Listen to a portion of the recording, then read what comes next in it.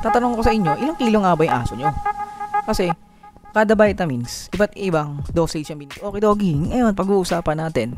Tungkol to sa vitamins ng aso. Kasi napapansin ko, ngayong panahon na to, ang dami nag-comment dun sa YouTube videos natin.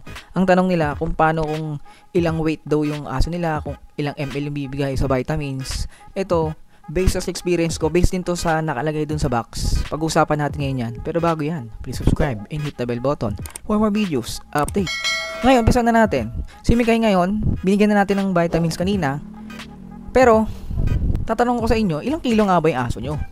Kasi, kada vitamins, iba't ibang dosage yung binibigay. Hindi porket dun sa vitamins na yon 1 ml, sa vitamins na isa, 2 ml, depende ho yan sa vitamins ng aso. Ngayon, pag-uusapan natin, ito, LCBit naman to, makikita nyo yun sa box. Ito, yan, nakalagay dito, 1 ml for 5 kilo gram body weight. O, halimbawa, si Mikay, 5 kilos pataas na yan timbang niya. So, susundin natin yung nakalagay dito. 1 ml dun sa syringe. May syringe pa kayo. Yung syringe na yan, mabibili naman yung sa mga generic bibilang kayo. 10 piso lang to. Ito yung syringe na sinasabi ko. Makikita nyo yung amigo, ito nabura na. Pero 1 ml niya hanggang dito. Yan, dyan nyo. Kung yung aso nyo, 5 kilos pataas, 1 ml ang bibigay nyo.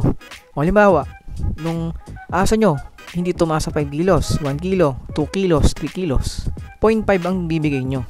Okay ba yan? 0.5 nalagay nyo. Kasi nakalagay, 1 ml per 5 kilo. Halimbawa, 10 kilos. O, dalawa. Divide mo yung 10 kilos sa 5 kilo. Dalawang ml ang ibibigay mo sa aso mo. Okay ba yung mga koy-doggy? Ngayon, kung hindi ka pa nakasubscribe, just hit mo na yan. Please subscribe and hit the bell button for more videos, update. Again, lagi nagsasabi, naniniwasak sa biyang, huwag natin bilhin kung di naman kailangan. Pero kapag para dito sa aso na to, pwede. Don't forget to subscribe and hit the bell button for more videos, update. Bye-bye.